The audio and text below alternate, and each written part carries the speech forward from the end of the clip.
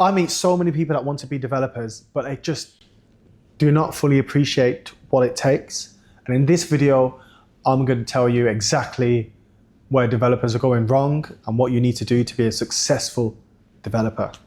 Now here goes.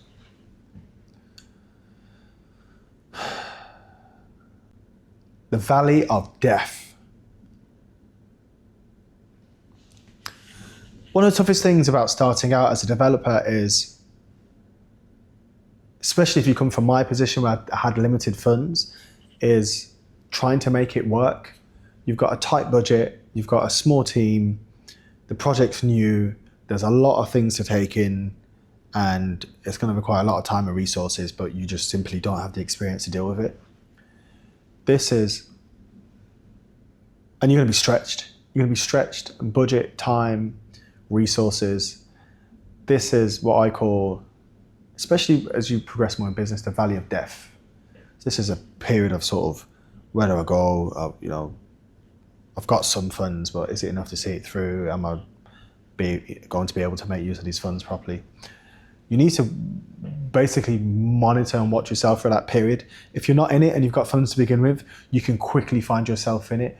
Development seems to take a lot of resources. And even if you've got a ton of unlimited resources, you don't want to find yourself in a loss. You've not worked hard or raised these funds in order to not make a substantial profit. That's why you're a developer and that's why you're in it. And there's a lot of risks and things involved in development that are hard to control. Fortunately and unfortunately for you, well, unfortunately for me, unfortunately for you, and fortunately for future me, I've had so many issues now in development that I've found throughout the years that I now understand that I don't know it all. Even though I've got a ton of development experience now, I still learn new things in every project. Something new always crops up. There's always some kind of issue. But what you learn is to preempt things and to plan properly and get proper advice. And so you do as much due diligence and checks on day one. And day one isn't the day you start the construction. Day one is the day you decide you're interested in doing that project. That's day one. And from that point, the work you do from there is really important. Cash flow is king. Cash flow as part of these projects is major.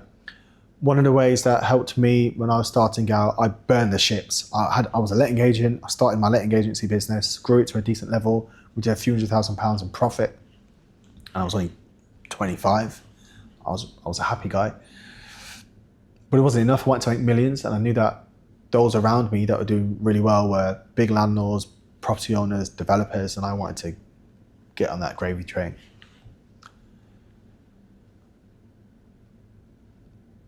But when I burned those ships, I also burned any real potential of me continuing to make money. And I burned those ships, and I don't recommend you do it, but I did it because I knew I needed to focus. I knew I couldn't run the lettings management business, which was quite time intensive, and do the other thing at the same time. Maybe in hindsight, I should have hired a CEO or MD or something, but I wanted out. I had enough of that business and I wanted to move on. I then started to structure my deals in a way where I could make fees going in. So I had an acquisition fee, I had a development management fee. So I had a fee for doing a deal from an investor when they come in. I had a development management fee, so I got paid to run the deal so I could survive. And then I got paid a bonus when we got planning permission. And then I got paid throughout construction as a development management fee again to manage it. And then an exit, I get profit share or sales or something, some kind of money at the end. So I got really creative with the structure. And that's another place where developers go wrong, is when they've got so much resources in the deal, but they're not paying their company, or they're compensating a company throughout the deal, because it's very cash and time intensive. And I have done it in the past where I've not charged anything on a deal. And it was a mistake. It took so much time and resources. I should never have not accepted a fee. It's real time and real money required, especially if you're doing it properly. So development timing, cash kills deals. When deals run on, that timing wise, that means resources are stretched because it's going on longer and it's costing more, so then you're less likely to make funds for yourself or return funds to investors. So that's another key part. Obviously, delays are expensive, as I mentioned, and so you want to do your best to reduce these delays.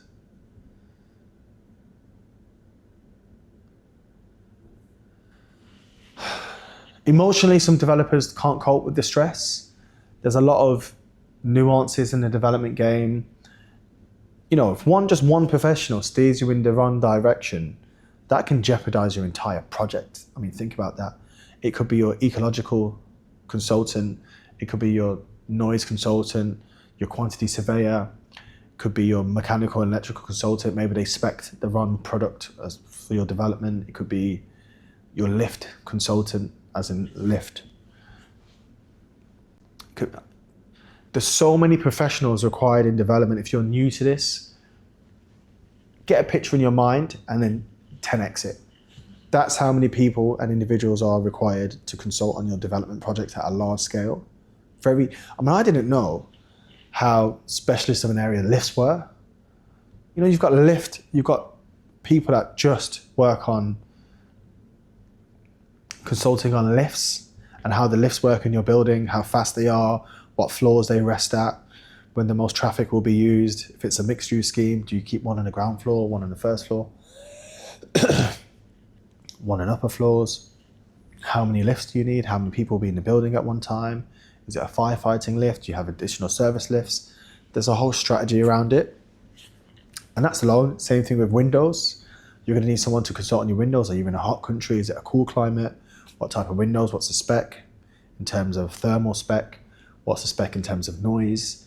It just goes on and on and on. And that, you know, you make one mistake on your windows, that could be a costly multi-million-pound mistake potentially on very expensive glass buildings.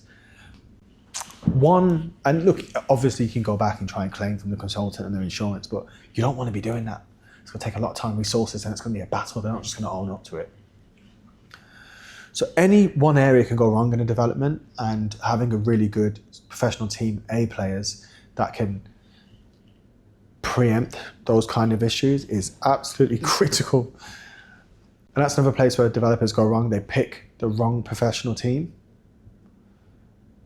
If you're taking on a new development of 50 apartments, new build in central Sheffield, do you want to go to the architect that's done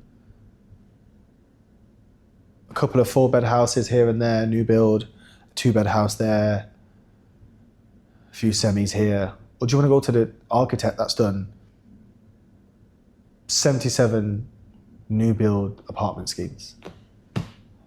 The answer is obvious. Do not risk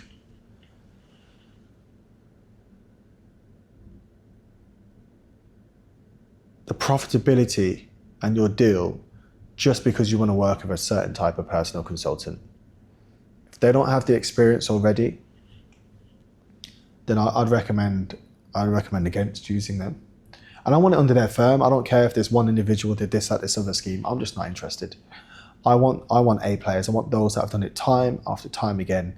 I don't want somebody learning on my job. I want an experienced person to come in and do what they've done time after time again and do it for my job. That's it. I don't want to take chances. We can't afford chances. Cost you money as developer. Taking a chance on them costs you money, because guess what? They're still going to want to get paid, right? They make a mistake. Oh, sorry. But it's going to cost, it will likely cost you more money than it will cost them. And I'm not into that. There's some areas of the project. So let me give you more information. One of the interior designers that I've used was new to the project, and it was a larger scale project that I gave her. One of the first, in fact, her first large scale project was my 48 apartment student deal in Birmingham. That was her first big project. Prior to that, she'd just done a few individual interior designs for apartments. And I came along and gave her an entire building. And her partner at the time, had doubts, and I found out this afterwards. Her partner at the time had doubts. I think she wasn't quite sure. But I knew I could support her in that role, and I would work closely with her to get the kind of designs we want done. And to this day, that property, I still own it. The property looks fantastic. I still get a lot of comments about the style and design, interiors, and it's timeless. And we've had it 5 years now. Those kind of scenarios, I'm happy to use a small outfit. She was one person. It makes sense where you can control it and work closely, but something like an architect, it's just not the same. There's too many technical details required, and the spec, it's just not prepared to take those kind of risks.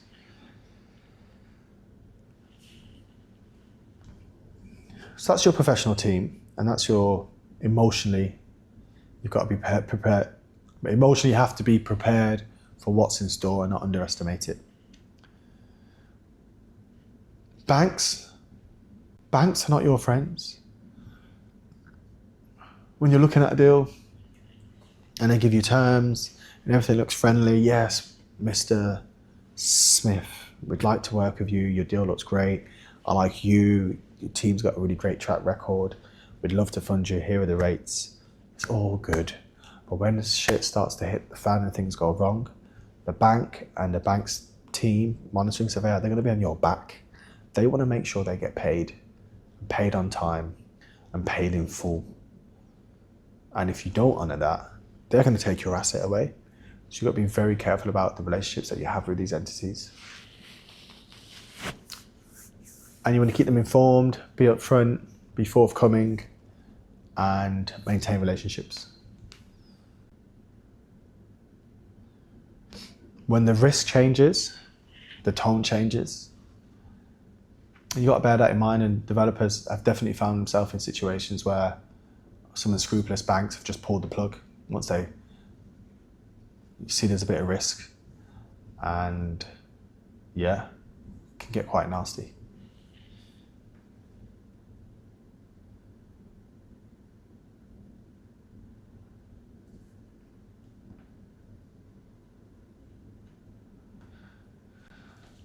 A major area on a professional team when you're dealing with the likes of your contractors, QS, planners, is lack of communication. Sometimes these teams, there's just missed information and sometimes even conflict.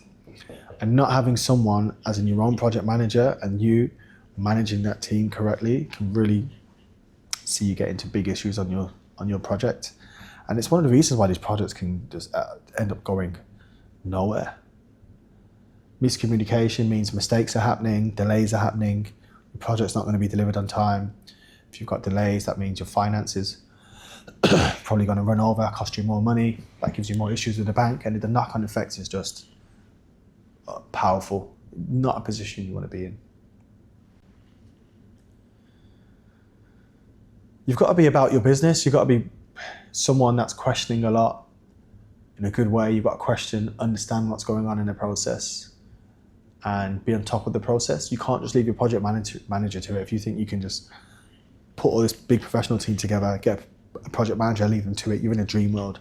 Even your project manager needs to be kept to account, because they're going to be looking at various different jobs and looking after various different jobs, not just yours, most likely, unless you've stipulated that and it's a big enough project for them just to fund, for you just to justify the funding of them. Something you've got to be very considerate about.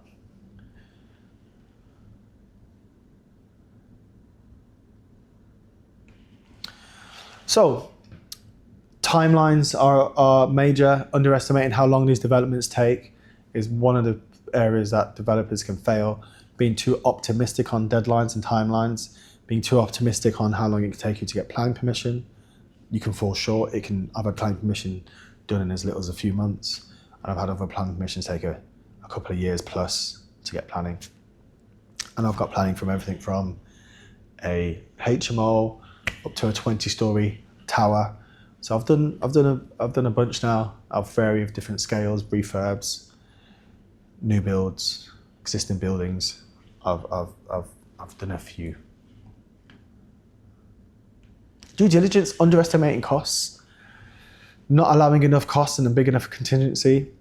Years ago, the contractor contingency, once a contractor gives you a price for building your scheme, contractor contingency would usually be 5%, Now these days you have to double that to 10% because of various unknowns. It could be fire safety related. There's a new Building Safety Act in the UK, which is making it a lot more stringent to carry out developments and a lot more costly. Usually more regulation usually means more cost and a lot more consultants and checks to be done, and they're good for the property and the end user, but it's just costly and it takes more time, and it can also kill deals in instances because of the time it adds on or the additional cost it adds on. Something you've got to be really careful of.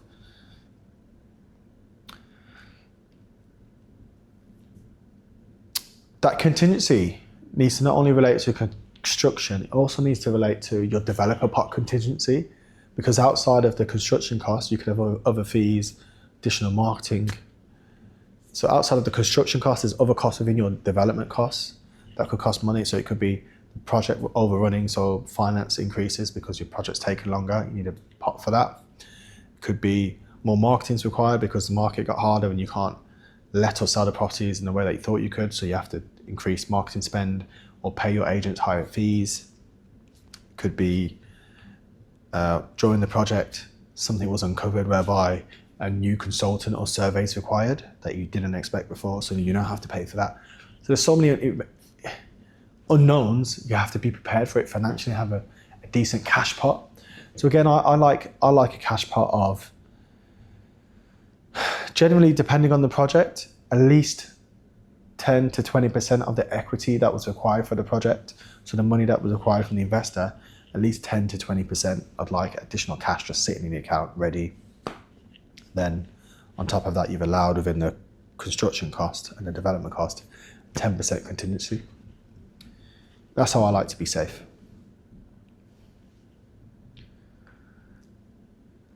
Other developers, other ways they make mistakes is that they panic a bit too early. They don't really appreciate the situation and what's going wrong and address it correctly. Sometimes they can go extreme and not really have the solutions to hand, and that can be quite dangerous for everyone.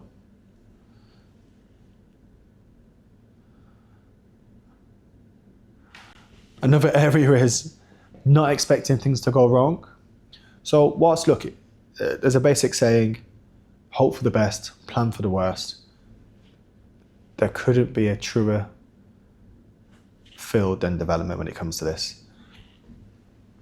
So many issues and so many ways it can go wrong. And it's one of the reasons why I never understood when people say or intimate that developers are greedy. They're not greedy. I mean, some developers will be greedy, but there's greedy people everywhere. There's so much risk in development. You have to have a decent enough profit margin to allow for what can go wrong. There's plenty of developers that have lost their shirts because of overspends, because of a lack of due diligence, because of poor professional teams. You have to have a decent enough margin to protect against where you could lose money or where it could go wrong. There's nothing wrong with trying to make a profit. And also you obviously need funds to roll into the next deal. It's very cash intensive being a developer. It's a very risky job. I mean, at times, you got to work out, should you really be doing it? Are you detailed and methodical enough and hungry enough to want to own these assets and operate these assets and sell them assets? You've got to work out if that's really for you, and if it is, I'm here to help.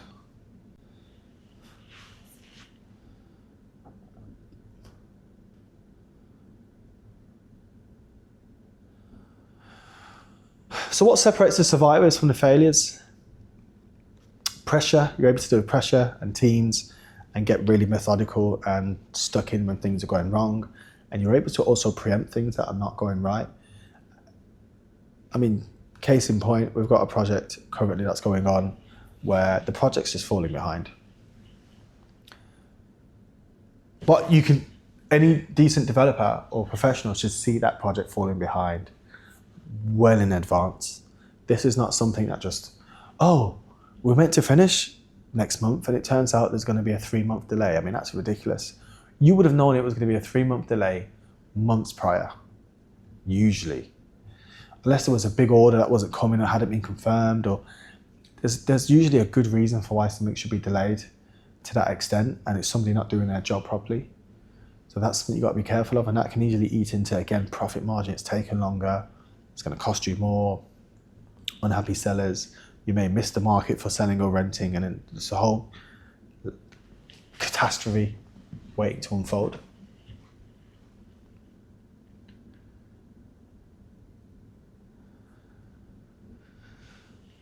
You've got to have the ability to learn from mistakes very quickly, learning what's involved in development, quickly finding a solution and then moving on. Development's not for the faint-hearted. It's fun, it's very cool, don't get me wrong. Going from finding a site to striking it, I love doing deals. That's where I get my most enjoyment, striking deals and getting it done. I get a lot of enjoyment from that. And then seeing it built, attending site, walking around, you know, getting the progress, seeing it built over time and then seeing it delivered, it's a great feeling. And sometimes I look at my old photos and footage from some of these deals and I'm like, yeah, that's pretty cool. Pretty cool to see it go from where it was to where it is now. And a bunch of these projects I still own, which again is nice. And if it's something you're looking to do, then I'm here to support. It's fun, it's challenging, there's a lot of money to lose, but there's a lot of money to make. There's a lot of money to make, there's a lot of legacy to build if you want to pass on assets, if you want to own long-term assets that are cash flowing, if you've got this desire to be a builder, it's possible. I did it, I didn't have any experience, I didn't have anyone in the industry, I didn't have any handouts, I didn't have any connections, I learned as I went along. And do you know what? Once you start doing deals and start getting active and getting out there, people start bringing deals to you, you start to get known, especially if you do it in the right way, You start to get known for doing deals and you start to build a bit of a reputation for yourself. And then it works in other markets. So I'm in the UAE right now and I'm looking at deals over here as well as deals in the UK still. I've been looking at deals abroad in the Caribbean. You've got instant credibility no matter what market you work in. And the fundamentals are exactly the same. It doesn't matter where you are. You can be in the US, you can be in the UAE, you can be in Singapore, Denmark, Germany. The fundamentals are the same. You need a seller, you need an agreement to get a deal done, negotiate. You need some kind of planning permit or planning permission to get the deal built. You're going to need these professionals and this infrastructure to get the deal done. Once you've done that, you need financing. Once you've financed it, you're going to see it through. You need a good contractor to help you deliver it, hold them to account, and a good contract in place. Then you're going to see delivery through. You're going to understand what the exits are, and you're going to exit that way. The fundamentals are the same. I'm applying exactly what I'm showing you in this market and in other markets that I'm looking at. Nothing changes.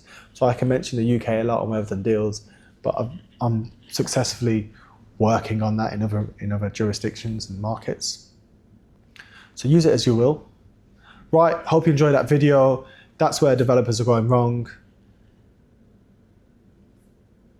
Make sure you do it right.